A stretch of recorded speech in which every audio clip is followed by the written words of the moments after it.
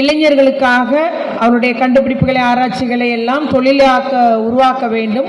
அது ஒரு புதிதான தொழிலாக இருக்க வேண்டும். மட்டுமல்லாமல் அந்த தொழில் சமுதாயத்திற்கு பயன்படக்கூடியதாக இருக்க வேண்டும்.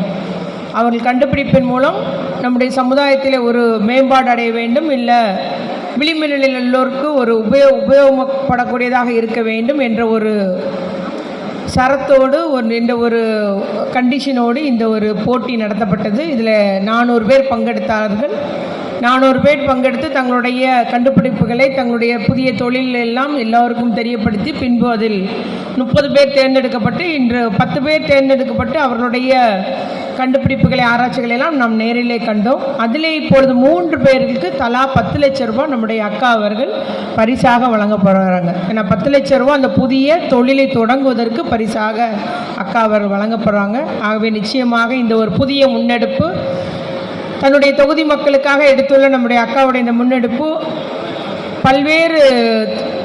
பல நபர்களுக்கு ஒரு வழிகாட்டுதலாக அமையும், மாதிரியாக அமையும். மட்டுமல்லாமல் இளைஞர்களையும் இளம்பெண்களையும் ஊக்கப்படுத்துவதாக அமையும்.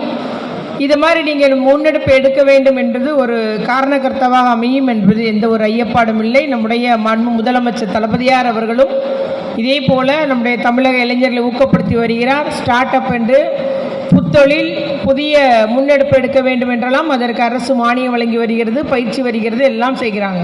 ஆனால் தன்னுடைய தொகுதியில் உள்ள இளைஞர்களை நாம் ஊக்கப்படுத்த வேண்டும், அவர்களில் உள்ளவர்களை நாம் தேர்ந்தெடுக்க வேண்டும், அவர்களுக்கு புதிய தொழில் வாய்ப்புகளை உருவாக்கி தர வேண்டும் என்ற ஒரு உன்னத நோக்கத்தோடு இந்த நிகழ்ச்சி ஏற்பாடு செஞ்சது நிச்சயமாக பாராட்டக்கூடியது. நம்முடைய அக்கா கனிமொழி அக்கா அவர்களுக்கு என்னுடைய பாராட்டுக்களை நான் கூறிக்கொள்ள விரும்புகிறேன். நிச்சயமாக மிச்சம் நீங்கள் கலந்து கொண்டவங்கெல்லாம் யோசிக்காதீங்க.